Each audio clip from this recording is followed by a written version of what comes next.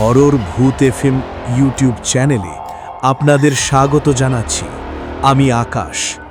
আশা করি সবাই ভালো আছেন এবং ভালোর দলে আছেন।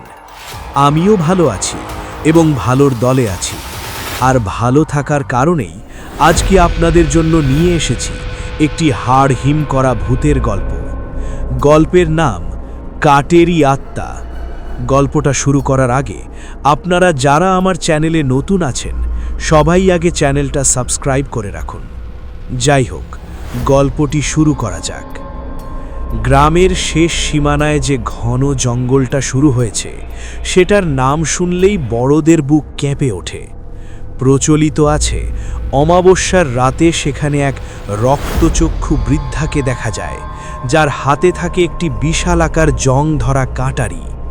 গ্রামের মানুষ তাকে ডাকে কাটেরি আত্মা। সেই বন নিয়ে কৌতূহল ছিল দুই বাল্যবন্ধু রহমত আর বিপ্লবের। রহমত একটু সাহসী আর জেদি প্রকৃতির, অন্যদিকে বিপ্লব কিছুটা শান্ত হলেও তার মধ্যে অজানাকে জানার তীব্র নেশা। একদিন পরন্ত বিকেলে রহমত বলল, কিরে বিপ্লব, সবাই বলে ওই বনে গেলে নাকি কেউ ফিরে আসে না, আমরা কি একবার দেখে আসবো না আসল রহস্যটা কি? বিপ্লব কিছুটা ইতস্তত করে বলল, রহমত, মুরব্বীরা তো এমনি এমনি বারণ করেন না। তুই কি সেই থামনেলের মতো ভয়ঙ্কর বৃদ্ধার গল্পটা ভুলে গেলি, যার চোখ আগুনের মতো জ্বলে? রহমত হেসে উড়িয়ে দিল, ওসব তো ছোটদের ভয় দেখানোর গল্প, চল আজ রাতেই যাব। যেই কথা সেই কাজ। রাত যখন গভীর হলো, হাতে টর্চ আর পিঠে ছোট ব্যাগ নিয়ে তারা বনের সীমানায় এসে দাঁড়ালো। বনের ভেতরে ঢুকতেই অদ্ভুত এক শীতল হাওয়া তাদের শরীর ছুঁয়ে গেল। টর্চের আলোতে দেখা যাচ্ছিল গাছের ডালপালাগুলো যেন কোনো কঙ্কালসার হাতের মতো তাদের দিকে তেড়ে আসছে। হঠাৎ কিছু একটা খসখস শব্দে নড়ে উঠল। বিপ্লব চমকে রহমতের হাত চেপে ধরল। তারা দেখল একটু দূরে ঝোপের আড়ালে সাদা শাড়ি পরা একটা ছায়া মূর্তি দাঁড়িয়ে আছে। তার চুলগুলো লম্বা আর আলুলায়িত। রহমত টর্চটা সেই দিকে ফেলতেই দেখল মানুষ নয়, এক বীভৎস চেহারার বৃদ্ধা। তার কপালে লাল সিঁদুর আর চোখ দুটো থেকে যেন আগুনের ফুলকি বেরোচ্ছে। বৃদ্ধার এক হাতে একটা ভারী কাটারি, যা থেকে রক্ত চুইয়ে পড়ছে। সে যেন ইশারায় তাদের ডাকছে বনের আরও গভীরে। বিপ্লব ফিসফিস করে বলল, রহমত, চল ফিরে যাই, এটা সাধারণ কোনো মানুষ না। কিন্তু রহমত দেখল তাদের ফেরার পথটা যেন মুহূর্তেই কুয়াশায় ঢাকা পড়ে গেছে। আকাশের চাঁদটা মেঘে ঢাকা পড়তেই বনের চারপাশ থেকে কয়েকটা কঙ্কালসার আত্মা বেরিয়ে এলো। তাদের পৈশাচিক হাসিতে পুরো বন থরথর করে কাঁপতে লাগল। রহমত আর বিপ্লব বুঝতে পারল তারা এমন এক মরণ ফাঁদে পা দিয়েছে যেখান থেকে পালানোর রাস্তা এখন বন্ধ। কাটেরি আত্মা তার প্রথম শিকারের জন্য প্রস্তুত। বনের ঘন কুয়াশার ভেতর রহমত আর বিপ্লব যখন পালানোর পথ খুঁজছে, তখন সেই রক্তচক্ষু বৃদ্ধার অট্টহাসি বনের প্রতিটি গাছে প্রতিধ্বনিত হতে লাগল। বিপ্লব তার টর্চটা চারদিকে ঘোরাতেই দেখল থাম্বনেলের সেই বীভৎস আত্মাগুলো এখন গাছের ডাল থেকে ঝুলে তাদের দিকে তাকিয়ে দাঁত বের করে হাসছে।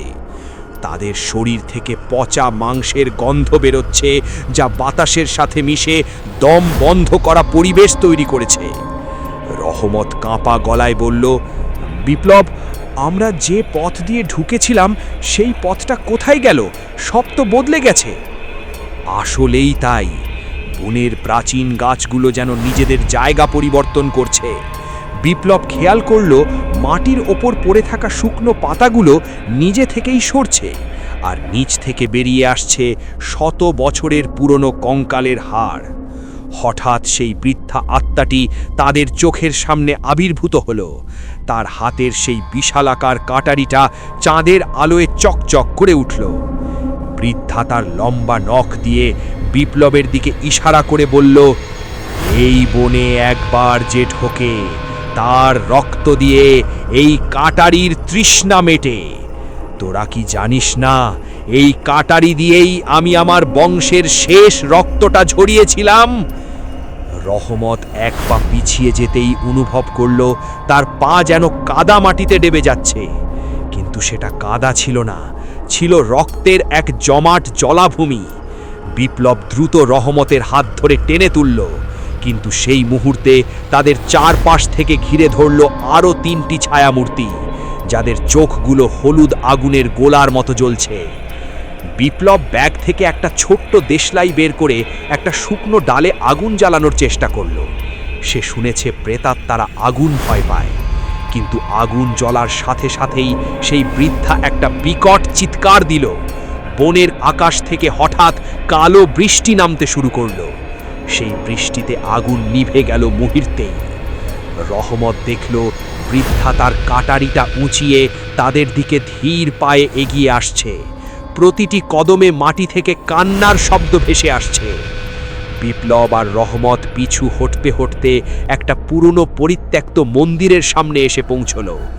মন্দিরের দরজায় অদ্ভুত সব নকশা আঁকা, যা দেখে মনে হচ্ছে কোনো আদিম তুকতাক।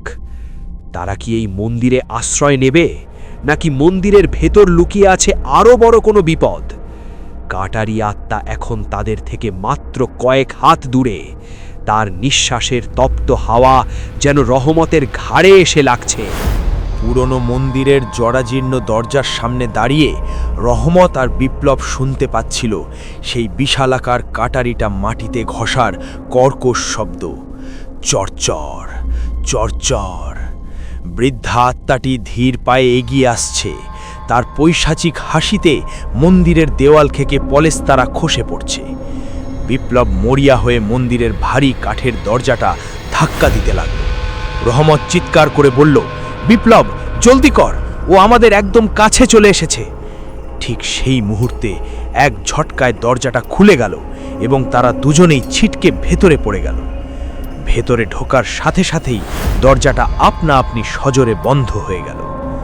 বাইরে থেকে বৃদ্ধার আর্তনাদ আর কাটারি দিয়ে দরজায় আঘাত করার শব্দ শোনা যাচ্ছিল, কিন্তু আশ্চর্যের বিষয়, বৃদ্ধা ভেতরে ঢোকার সাহস পেল না। মন্দিরের ভেতরটা ঘুটঘুটে অন্ধকার আর ভ্যাপসা গন্ধে ভরা। রহমত টর্চটা জ্বালাতেই দেখল মন্দিরের চারদিকের দেওয়ালে থামনেলের সেই আত্মাগুলোর মতো অজস্র বিভৎস সব ছবি আঁকা। বিপ্লব ফিসফিস করে বলল, রহমত, দেখ, এই ছবিগুলো তো সাধারণ নয়, এগুলো মনে হচ্ছে কোনো অভিশপ্ত ইতিহাসের সাক্ষী।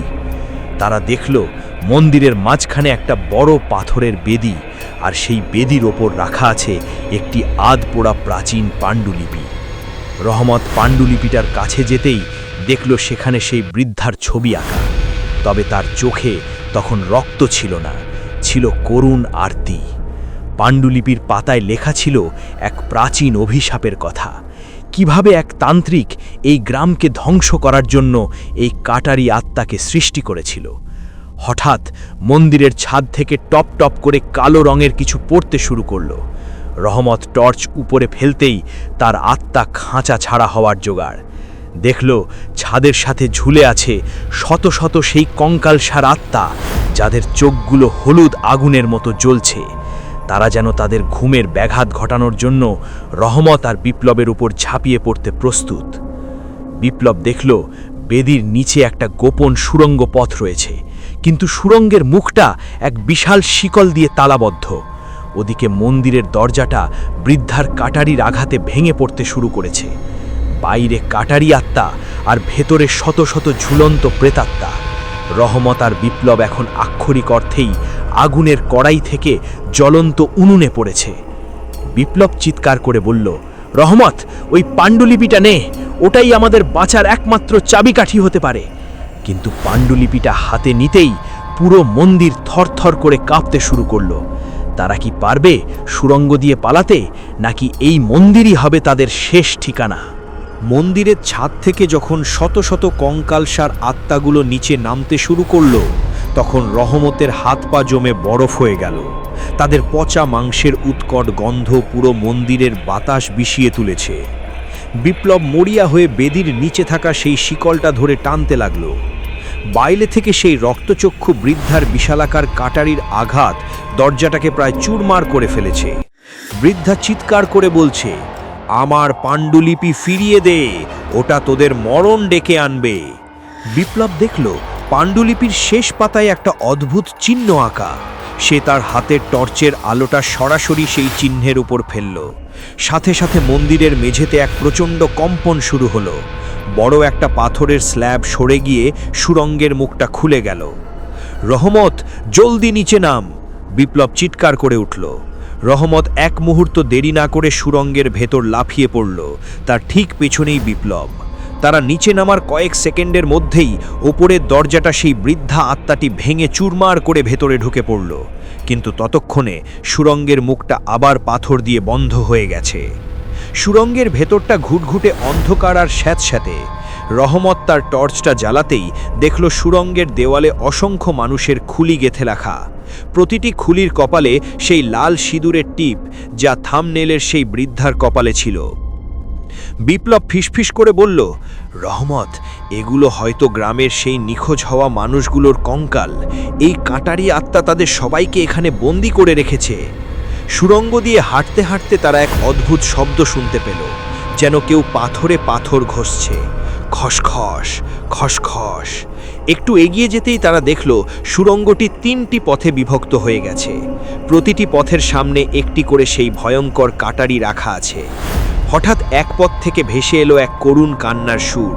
রহমত বলল, বিপ্লব, মনে হচ্ছে কেউ সাহায্যের জন্য ডাকছে। কিন্তু বিপ্লব তাকে থামালো। সে পাণ্ডুলিপিটা আবার খুঁটিয়ে দেখল।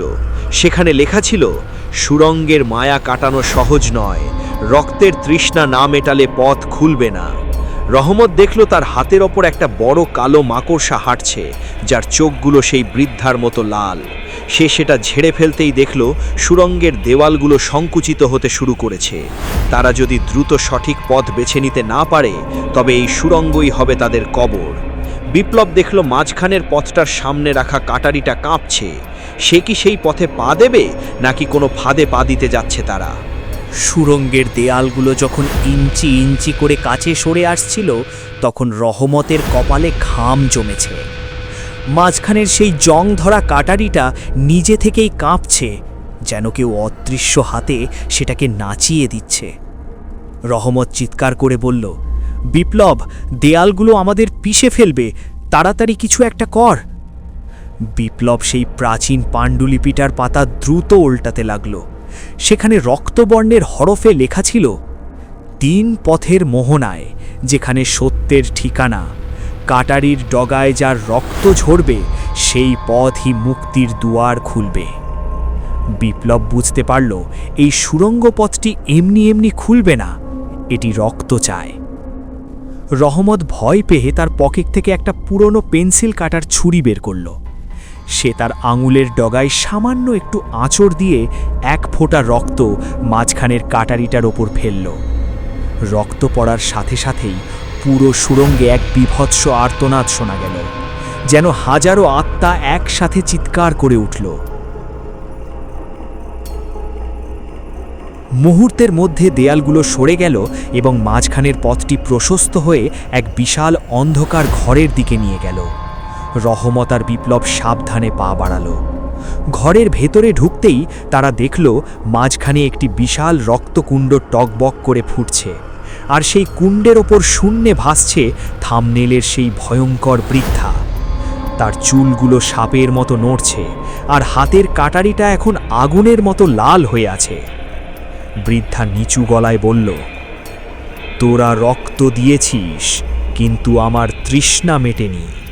আমার এই রক্তকুণ্ড পূর্ণ করতে আরও অনেক প্রাণ লাগবে। হঠাৎ সেই রক্তকুণ্ড থেকে কঙ্কালসার হাতগুলো বেরিয়ে এসে রহমতের পা জড়িয়ে ধরল। রহমত নিজেকে ছাড়ানোর চেষ্টা করতেই দেখল তার চারপাশ থেকে সেই হলুদ চোখের আত্মাগুলো ভিড় করছে। বিপ্লব দেখল ঘরের এক কোণে একটি ছোট সোনার শিকল দিয়ে একটি পুরনো বাক্স তালাবদ্ধ করে রাখা আছে। পাণ্ডুলিপিতে এই বাক্সের কথাই বলা হয়েছিল, এটিই ওই কাটারি আত্মার আসল রহস্য। বিপ্লব রহমতের দিকে তাকিয়ে ইশারা করল। রহমত তার টর্চের আলোটা বৃদ্ধার চোখে ফেলে, যাতে সে সাময়িকভাবে অন্ধ হয়ে যায়। সেই সুযোগে বিপ্লব বাক্সের দিকে দৌড়ে গেল, কিন্তু বৃদ্ধা এক বিকট গর্জন করে তার হাতের কাটারিটা বিপ্লবের দিকে ছুঁড়ে মারল। কাটারিটা বাতাসের বুক চিরে বিপ্লবের ঠিক কানের পাশ দিয়ে চলে গেল। বিপ্লব কি পারবে বাক্সটা খুলতে, নাকি কাটারি আত্মা তার পরবর্তী আঘাতে বিপ্লবকে শেষ করে দেবে? রহমত দেখল সেই রক্তকুণ্ড থেকে এবার পুরো একটি কঙ্কাল বেরিয়ে আসছে তাদের দিকে। বৃদ্ধা ছুঁড়ে মারা জ্বলন্ত কাটারিটা যখন বিপ্লবের কানের পাশ দিয়ে বেরিয়ে গেল, তখন তার কান দিয়ে গরম বাতাসের হলকা বয়ে গেল। কাটারিটা পেছনের দেয়ালে গেঁথে গিয়ে সেখানে এক বিশাল ফাটল তৈরি করল। রহমত চিৎকার করে উঠল, বিপ্লব জলদি, কাটারিটা আবার ওর হাতে ফিরে যাচ্ছে। রহমত দেখল মাটিতে গেঁথে থাকা সেই কাটারিটা বাতাসের টানে আবার বৃদ্ধার হাতে ফিরে আসছে, ঠিক যেন কোনো চুম্বক। বিপ্লব সেই সুযোগে ঝাঁপিয়ে পড়ল সেই সোনার শিকলে বাঁধা বাক্সের ওপর। বাক্সটা ছিল কুচকুচে কালো রঙের, আর তার ওপর অদ্ভুত এক মানুষের খুলির চিহ্ন খোদাই করা। বিপ্লব কাপা হাতে তার পকেটে থাকা পুরনো মন্দিরের সেই মোর্চে ধরা চাবিটা বের করল, যেটা সে তৃতীয় পর্বে বেদির নিচ থেকে পেয়েছিল। চাবিটা ঘুরাতেই এক বিকট ধাতব শব্দ হল, ক্যাচ ক্যাচ। বাক্সটা খোলার সাথে সাথে ভেতর থেকে এক তীব্র নীল আলো পুরো অন্ধকার ঘরটাকে ভরিয়ে দিল। কিন্তু বাক্সের ভেতরে কোনো ধন সম্পদ ছিল না। সেখানে ছিল একটা পুরনো কাটা মানুষের আঙুল, যা এখনও সতেজ দেখাচ্ছিল, আর সেই আঙুলে পরা ছিল একটি কালো পাথরের আংটি। বিপ্লব পাণ্ডুলিপি থেকে পড়া একটা কথা মনে করার চেষ্টা করল, যে কাটারি রক্ত চষে তার প্রাণ ভোমরা থাকে অন্য পোষে। বিপ্লব বুঝতে পারল এই আঙুলটি সেই তান্ত্রিকের, যে এই বৃদ্ধাকে অভিশপ্ত করেছিল। ওই আংটিটি কাটারি আত্মাকে নিয়ন্ত্রণ করছে। ওদিকে বৃদ্ধা যখন দেখল বাক্সটি খোলা হয়ে গেছে, সে এক পৈশাচিক চিৎকার দিল। তার মুখটা যেন ফেটে গিয়ে ভেতর থেকে আরো শত শত ছোট ছোট হাত বেরিয়ে এলো। সে রহমতকে এক ঝটকায় শূন্যে তুলে নিল। বিপ্লব, আমাকে বাঁচা, ও আমার গলা টিপে ধরছে। রহমতের মুখ নীল হয়ে আসছিল। বৃদ্ধা তার হাতের আগুনের কাটারিটা এবার রহমতের বুকের ওপর চেপে ধরার জন্য এগিয়ে আনল। বিপ্লব এক মুহূর্তের জন্য থমকে গেল। সে যদি আঙুল থেকে আংটিটি খুলে ফেলে তবে হয়তো আত্মাটি মুক্তি পাবে, কিন্তু যদি কোনো ভুল হয় তবে তারা দুজনেই এই রক্তকুণ্ডে চিরদিনের জন্য বিলীন হয়ে যাবে। বিপ্লব বড় করে একটা নিঃশ্বাস নিয়ে আংটিটি ধরে সজোরে টান দিল। আংটিটা আঙুল থেকে বেরিয়ে আসতেই পুরো সুরঙ্গে এক প্রচণ্ড ভূমিকম্প শুরু হলো। রক্তকুণ্ডের টকবক করা রক্তগুলো হঠাৎ স্থির হয়ে গেল, কিন্তু বৃদ্ধার চেহারা যেন আরো ভয়ঙ্কর হয়ে উঠল। সে রহমতকে ছুঁড়ে ফেলে দিয়ে সরাসরি বিপ্লবের দিকে ধেয়ে এলো। তার চোখের সেই আগুনের গোলাগুলো এখন রক্তবর্ণ ধারণ করেছে। সে যেন এখন আর কাটারি আত্মা নয়, সে এক আদিম শয়তান। বিপ্লব কি পারবে এই আংটিটি ধ্বংস করতে, নাকি আংটির অভিশাপ এখন তার উপর পড়বে? বিপ্লব যখন সেই পৈশাচিক আংটিটি আঙুল থেকে খুলে নিল, তখন পুরো সুরঙ্গ জুড়ে এমন এক চিৎকার শোনা গেল যা কোনো মানুষের পক্ষে সম্ভব নয়। বৃদ্ধা আত্মাটি যন্ত্রণায় কুঁকড়ে যাচ্ছিল, কিন্তু তার দেহ থেকে বের হতে লাগলো এক ঘন কালো ধোঁয়া। সেই ধোঁয়া মুহূর্তের মধ্যে থামনেলের সেই কঙ্কালসার আত্মাগুলোর রূপ ধারণ করল। রহমত দেওয়ালের এক কোণে আছাড় খেয়ে পড়েছিল। সে ব্যথায় কুঁকড়ে উঠে দেখল ওই কালো ধোঁয়া বিপ্লবকে আষ্টপিষ্টে জড়িয়ে ধরছে। বিপ্লবের হাতের সেই কালো পাথরের আংটিটি হঠাৎ করে উত্তপ্ত হয়ে উঠল। মনে হচ্ছে পাথরটা সরাসরি বিপ্লবের হাতের চামড়া পুড়িয়ে ভেতরে ঢুকে যেতে চাইছে। বিপ্লব, আংটিটা ফেলে দে! রহমত চিৎকার করে উঠল, কিন্তু বিপ্লব দেখল তার হাতটা যেন অবশ হয়ে গেছে। সে আংটিটা ছাড়তে পারছে না। বৃদ্ধা আত্মাটি এখন মাটিতে হামাগুড়ি দিয়ে বিপ্লবের দিকে এগিয়ে আসছে। তার চোখ দিয়ে আগুনের বদলে এখন কালচে রক্ত ঝরছে। সে ফিসফিস করে বলল, ওই আংটি তুই খুললি কেন? এখন তুই হবি আমার নতুন মালিক, তুই হবি এই কাঁটারির নতুন বাহক। হঠাৎ বিপ্লব অনুভব করল তার শরীরের ভেতর এক অসীম শক্তি সঞ্চার হচ্ছে, কিন্তু সেই শক্তিটা শুভ নয়। তার চোখের মণিগুলো ধীরে ধীরে লাল হতে শুরু করল। রহমত বুঝতে পারল কাঁটারি আত্মা এখন বিপ্লবকে কবজা করার চেষ্টা করছে। যদি বিপ্লব একবার ওই আগুনের কাঁটারিটা স্পর্শ করে তবে সে আর মানুষ থাকবে না, সে নিজেই হয়ে যাবে পরবর্তী কাঁটারি আত্মা। রহমত দেখল পাশে পড়ে থাকা সেই প্রাচীন পাণ্ডুলিপিটা। সে মরিয়া হয়ে পাতা উল্টাতে লাগলো। একদম শেষ পাতায় একটা ছোট চিরকুট লুকানো ছিল, যাতে লেখা, আধার যখন গ্রাস করে প্রাণ, পবিত্র জলেই হবে পরিত্রাণ। রহমত মনে করার চেষ্টা করল বিপ্লবের ব্যাগে কি এখনও সেই তৃতীয় পর্বে পাওয়া পবিত্র জলটুকু আছে। সে হামাগুড়ি দিয়ে বিপ্লবের ব্যাগের দিকে এগিয়ে গেল। ওদিকে বিপ্লব এখন শূন্যে ভাসছে, আর বৃদ্ধা আত্মাটি তার হাতের কাঁটারিটা বিপ্লবের দিকে বাড়িয়ে দিচ্ছে। বিপ্লবের হাত যেন নিজের অজান্তেই কাঁটারির হাতলের দিকে এগিয়ে যাচ্ছে। রহমত শেষ মুহূর্তে ব্যাগের তলা থেকে সেই ছোট শিশিটা খুঁজে পেল, কিন্তু বৃদ্ধার ছায়ামূর্তিরা তাকে ঘিরে ফেলেছে। তাদের নখরগুলো রহমতের পিঠে আঁচড় কাটছে। রহমত কি পারবে ঠিক সময় পবিত্র জলটুকু বিপ্লবের ওপর ছিটিয়ে দিতে, নাকি বিপ্লব চিরতরে হারিয়ে যাবে অন্ধকারের অতল গহ্বরে?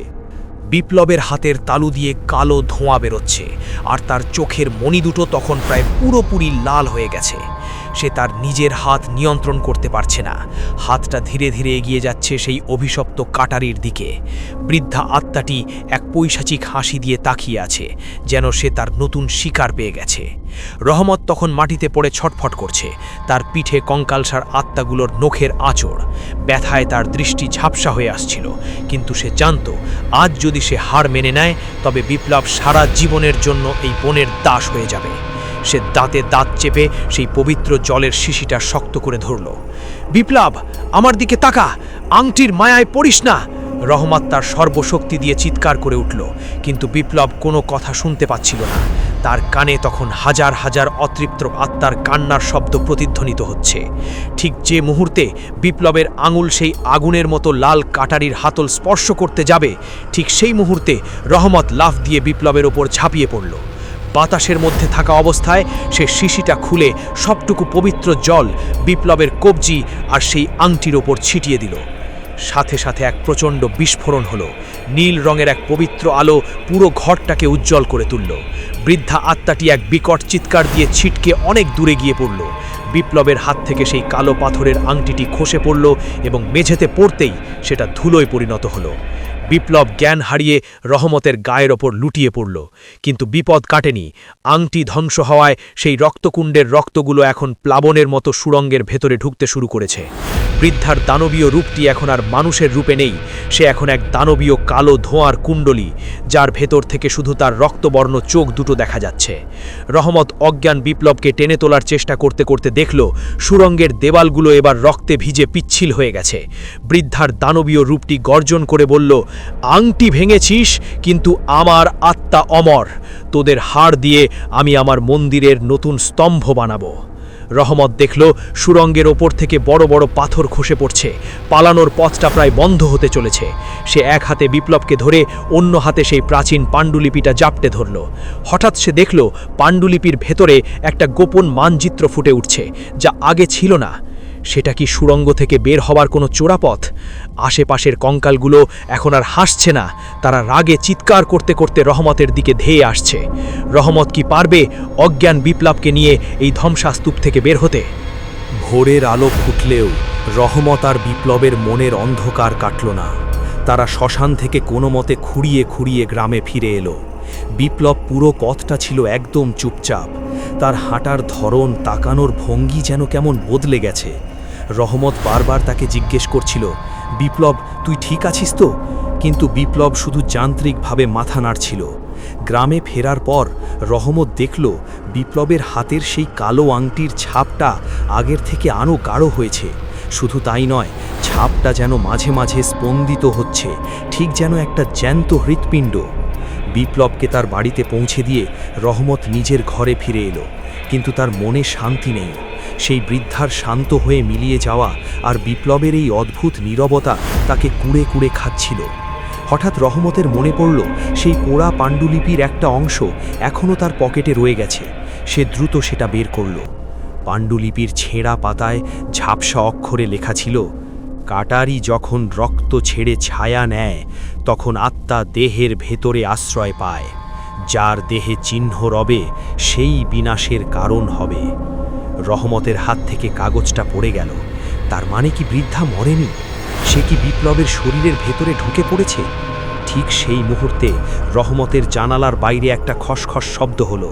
সে জানালার পাল্লা খুলতেই দেখল বাইরের অন্ধকার বাগানে বিপ্লব দাঁড়িয়ে আছে, কিন্তু তার মুখটা চাঁদের আলোয় কেমন নীল দেখাচ্ছে। সবচেয়ে ভয়ঙ্কর ব্যাপার হলো বিপ্লবের হাতে এখন একটি পুরনো কাটারি, যা সে শ্মশানের সেই পরিত্যক্ত কোণ থেকে তুলে এনেছে। তার চোখ দুটো আবার সেই আগুনের গোলার মতো জ্বলছে, ঠিক যেমনটা থামনেলের সেই বৃদ্ধার ছিল। বিপ্লব এক অদ্ভুত গলায় কথা বলে উঠল, যা তার নিজের গলা নয়, সেটা ছিল সেই পৈশাচিক বৃদ্ধার কণ্ঠস্বর। রহমত, তুই ভেবেছিলি মুক্তি পেয়েছিস? আসল খেলা তো এখন শুরু হলো। তোর বন্ধুর শরীরের ভেতরেই আমি এখন আমার সাম্রাজ্য গড়ব। বিপ্লব এক লাফে জানালার কার্নিস ধরে ঘরের ভেতর ঢোকার চেষ্টা করল।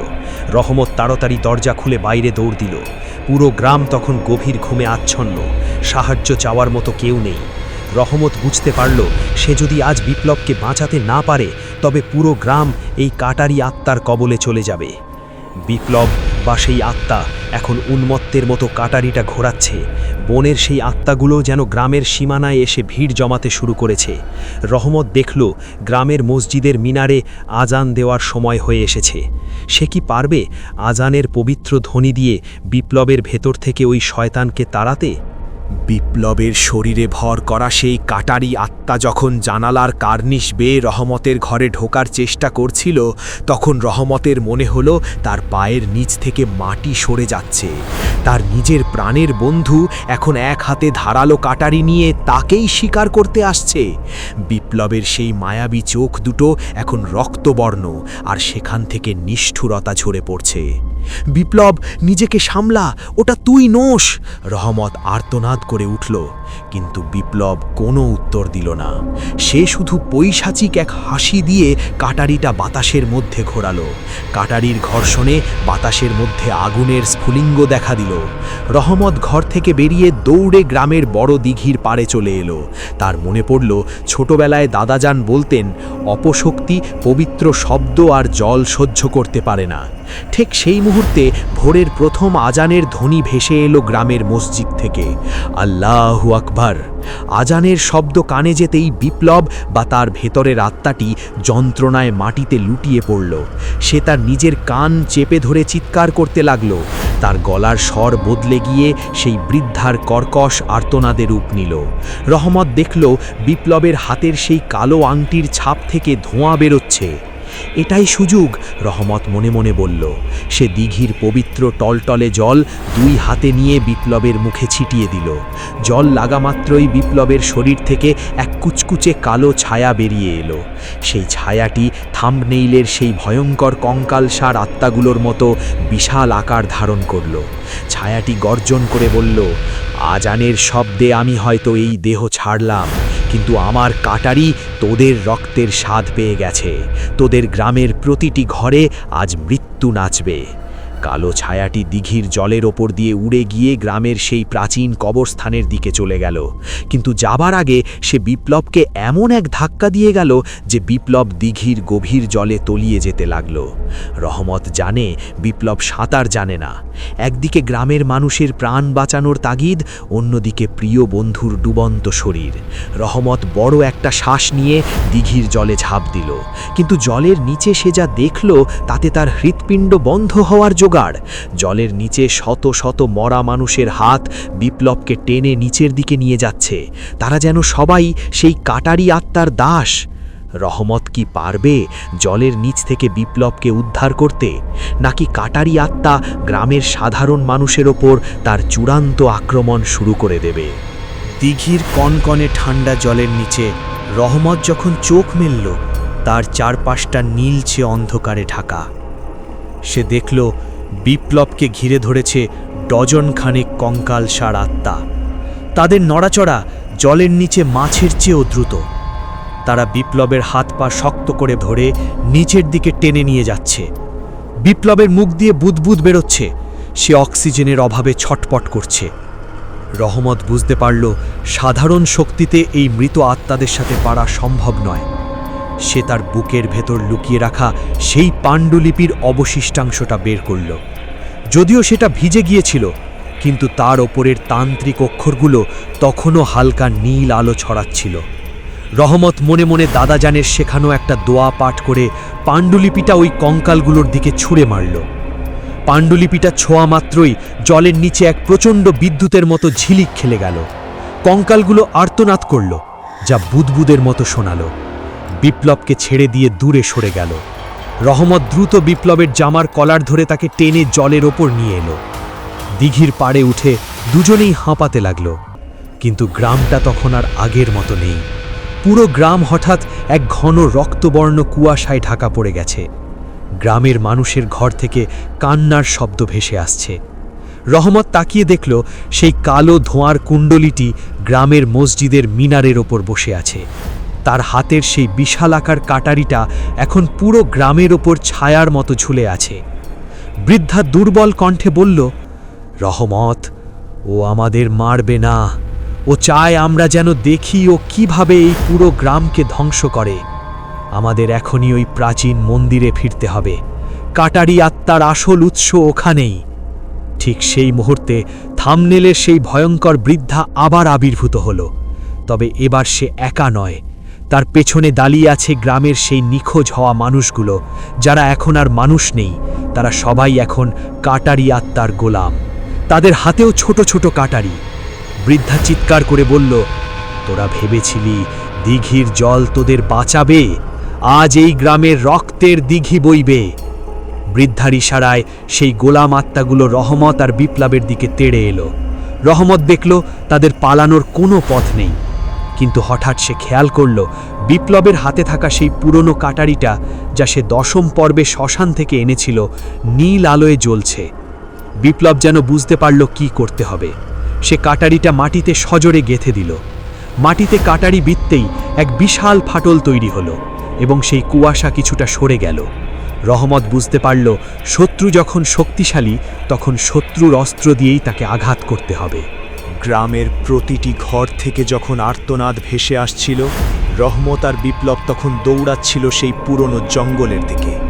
বিপ্লবের হাতে থাকা সেই নীল আলো ছড়ানো কাটারিটা যেন কম্পাসের মতো তাদের পথ দেখাচ্ছিল। থামনেলের সেই রক্তচক্ষু বৃদ্ধা আর তার পৈশাচিক বাহিনী তাদের আটকানোর আপ্রাণ চেষ্টা করছিল। পথের ধারের গাছগুলো জীবন্ত হয়ে তাদের পথ আটকে ধরছিল, কিন্তু বিপ্লবের হাতের কাটারির একটি কোপে সেই মায়াজাল ছিন্ন ভিন্ন হয়ে যাচ্ছিল। অবশেষে তারা সেই পরিত্যক্ত মন্দিরের সামনে এসে পৌঁছল। কিন্তু দৃশ্যটি এখন পুরোপুরি বদলে গেছে। মন্দিরটি এখন আর জরাজীর্ণ নয়, বরং সেটি এক বীভৎস মাংসের স্তূপের মতো ধকধক করে কাঁপছে। মন্দিরের চারপাশের মাটি থেকে রক্তের ফোয়ারা বেরোচ্ছে। বিপ্লব ফিসফিস করে বলল, রহমত, ওই দেখ, মন্দিরের চূড়ায় কি ওটা? রহমত তাকিয়ে দেখল মন্দিরের চূড়ায় সেই তান্ত্রিকের কঙ্কালটি বসে আছে, যার কথা তারা পাণ্ডুলিপিতে পড়েছিল। তান্ত্রিকের কঙ্কালটি তার হাড়ের আঙুল দিয়ে ইশারা করতেই সেই বৃদ্ধা আত্মাটি এক বিশাল দানবী রূপ ধারণ করল। তার হাতের কাটারিটি এখন এত বড় যে সেটি দিয়ে পুরো মন্দিরটি এক কোপে দুভাগ করে ফেলা সম্ভব। বৃদ্ধা গর্জন করে বলল, তোরা স্বেচ্ছায় জমালয়ে এসেছিস। আজ এই কাটারির নিচে তোদের 2 বন্ধুর কলিজা উৎসর্গ করা হবে। হঠাৎ আকাশ থেকে আগুনের বৃষ্টি শুরু হলো। রহমত আর বিপ্লব মন্দিরের ভেতরে আশ্রয় নিল। ভেতরে গিয়ে তারা দেখল সেই রক্তকুণ্ডটি এখন মন্দিরের মেঝে জুড়ে ছড়িয়ে আছে। কুণ্ডের মাঝখানে একটি কালো পাথর জ্বলছে। বিপ্লব বুঝতে পারল এই পাথরটি হলো সমস্ত অপশক্তির মূল কেন্দ্র। একে ধ্বংস না করতে পারলে কাটারি আত্মা কখনোই শেষ হবে না। বিপ্লব রহমতের দিকে তাকিয়ে বলল, রহমত, আমি যখন ওই পাথরের দিকে এগোবো, তুই এই নীল কাটারিটা দিয়ে বৃদ্ধাকে ঠেকিয়ে রাখবি। মনে রাখিস, একবার যদি ওই পাথরটা আমি ছুঁতে পারি, তবেই সব শেষ হবে। রহমত সাহসে বুক বেঁধে কাটারিটা শক্ত করে ধরল। ঠিক তখনই বৃদ্ধা দেয়াল ভেদ করে ভেতরে ঢুকে পড়ল। তার একটি হাতের থাবায় রহমত ছিটকে অনেক দূরে গিয়ে পড়ল। বিপ্লব মরিয়া হয়ে সেই কালো পাথরের দিকে ঝাঁপ দিল, কিন্তু পাথরটির চারপাশে এক অদৃশ্য আগুনের দেয়াল তৈরি হয়ে আছে। রহমত রক্তাক্ত অবস্থায় উঠে দাঁড়িয়ে চিৎকার করল, বিপ্লব, তোর রক্ত! পাণ্ডুলিপিতে লেখা ছিল, রক্তের ঋণ রক্ত দিয়েই মেটাতে হয়। বিপ্লব এক মুহূর্ত দেরি না করে তার হাতের তালু পাথরের ওপর রাখা তীক্ষ্ণ কাঁটায় চেপে ধরল। তার রক্ত যখনই কালো পাথরের ওপর পড়ল, পুরো মন্দির থরথর করে কাঁপতে শুরু করল। বৃদ্ধা যন্ত্রণায় বিকট চিৎকার দিয়ে নিজের মাথায় হাত দিয়ে মাটিতে বসে পড়ল। কিন্তু ঠিক সেই মুহূর্তে তান্ত্রিকের কঙ্কালটি চূড়া থেকে নিচে নেমে এলো। তার হাতে থাকা একটি ছোট কাটারি সে সরাসরি বিপ্লবের পিঠ লক্ষ্য করে ছুঁড়ে মারল। রহমত কি পারবে তার বন্ধুকে এই নিশ্চিত মৃত্যুর হাত থেকে বাঁচাতে? তান্ত্রিকের সেই ছোট কিন্তু বিষাক্ত কাটারিটা যখন বাতাসের বুক চিরে বিপ্লবের পিঠ লক্ষ্য করে ধেয়ে আসছিল, তখন রহমতের চোখের সামনে দিয়ে যেন সারা জীবনের স্মৃতিগুলো ভেসে উঠল। বিপ্লব তখন পাথরের ওপর হাত রেখে রক্ত দিচ্ছে, তার নড়ার উপায় নেই।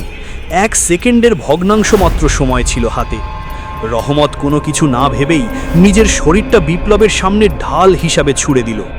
খপ শব্দে কাটারিটা বিপ্লবের গায়ে না লেগে রহমতের কাঁধের এক পাশে বিঁধে গেল। রহমতের মুখ দিয়ে যন্ত্রণার এক আর্তনাদ বেরিয়ে এলো, কিন্তু সে বিপ্লবকে সরিয়ে দিল না। বিপ্লব, থামা না, পাথরটা ভাঙতেই হবে। রহমত দাঁতে দাঁত চেপে গোঙাতে গোঙাতে বলল। বিপ্লবের চোখ দিয়ে জল ঝরতে লাগলো। বন্ধুর এই আত্মত্যাগ দেখে তার শরীরের ভেতরে এক অলৌকিক শক্তির সঞ্চার হলো। সে তার রক্তাক্ত হাতটা পাথরের ওপর আরও জোরে চেপে ধরল। হঠাৎ সেই কালো পাথর থেকে ফাটল ধরার শব্দ শোনা গেল। কড়কড় কড়কড়, পাথরটা ফেটে ভেতর থেকে এক বিশ্রী কালো তরল বেরিয়ে আসতে লাগলো। ওদিকে বৃদ্ধা আত্মাটি যখন দেখল তার শক্তির উৎস ধ্বংস হতে চলেছে, সে এক পৈশাচিক রূপ ধারণ করে রহমতের দিকে ঝাঁপিয়ে পড়ল। কিন্তু ঠিক সেই মুহূর্তে রহমতের কাঁধে বিঁধে থাকা তান্ত্রিকের সেই কাঁটারিটা থেকে এক অদ্ভুত পবিত্র সাদা জ্যোতি বেরোতে শুরু করল।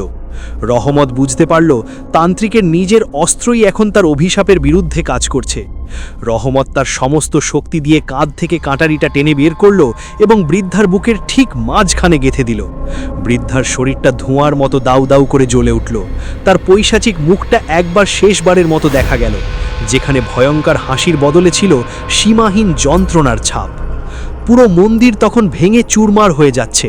ছাদের বড় বড় পাথর নিচে পড়ছে। তান্ত্রিকের কঙ্কালটি ছাই হয়ে বাতাসে মিশে গেল। বিপ্লব পাথরটাকে পুরোপুরি চূর্ণ করে দিল, কিন্তু ধ্বংসস্তূপের নিচে তারা দুজনেই আটকা পড়ে যাচ্ছিল। রহমত রক্তাক্ত অবস্থায় নিস্তেজ হয়ে মাটিতে পড়ে গেল। বিপ্লবটাকে জড়িয়ে ধরে চিৎকার করে বলল, রহমত, চোখ খোলো, আমরা তো জিতেছি।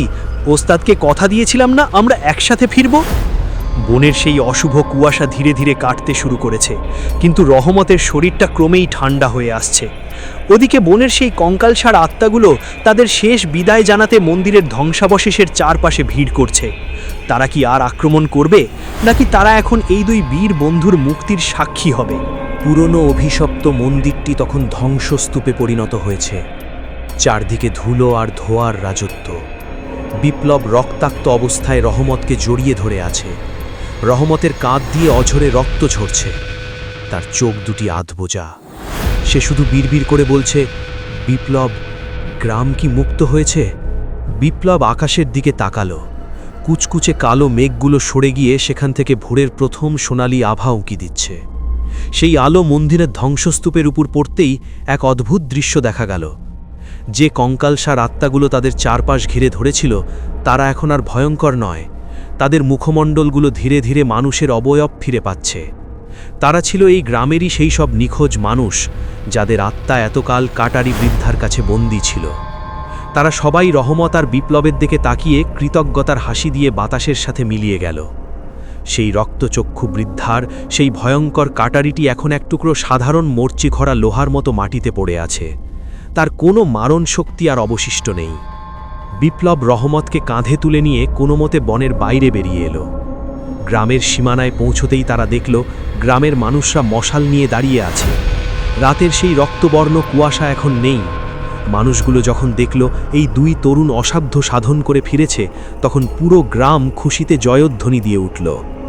গ্রামের প্রাচীন কবিরাজ এসে রহমতের ক্ষতস্থানে বিশেষ লতাগুল্মের রস লাগিয়ে দিলেন। তিনি বিপ্লবের দিকে তাকিয়ে দীর্ঘশ্বাস ফেলে বললেন, বাবা, তোরা শুধু নিজেদের প্রাণ বাঁচাসনি, এই মাটির দীর্ঘ 100 বছরের অভিশাপ মুক্তি দিয়েছিস। কাটারি আত্মা এখন চিরতরে শান্ত। কয়েকদিন পর রহমত আর বিপ্লব সুস্থ হয়ে আবার সেই বনের ধারে গিয়ে দাঁড়ালো। বনটা এখনও আগের মতো ভুতুড়ে মনে হয় না। সেখানে এখন পাখিদের কিচিরমিচির শোনা যায়। তবে বিপ্লব যখন তার হাতের তালুর দিকে তাকায়, সে দেখে সেই কালো আংটির ছাপটি পুরোপুরি মুছে যায়নি। তা এখন একটি সাদা চিহ্নে পরিণত হয়েছে। এটি তাদের বীরত্বের প্রতীক হয়ে রয়ে গেল। রহমত হাসি মুখে বলল, কিরে বিপ্লব, আবারও কোনো অভিযানে যাবি নাকি? বিপ্লব হেসে রহমতের কাঁধে হাত রেখে বলল, যাব, তবে এবার যেন কোনো জং ধরা কাটারই আমাদের পিছু না নেয়।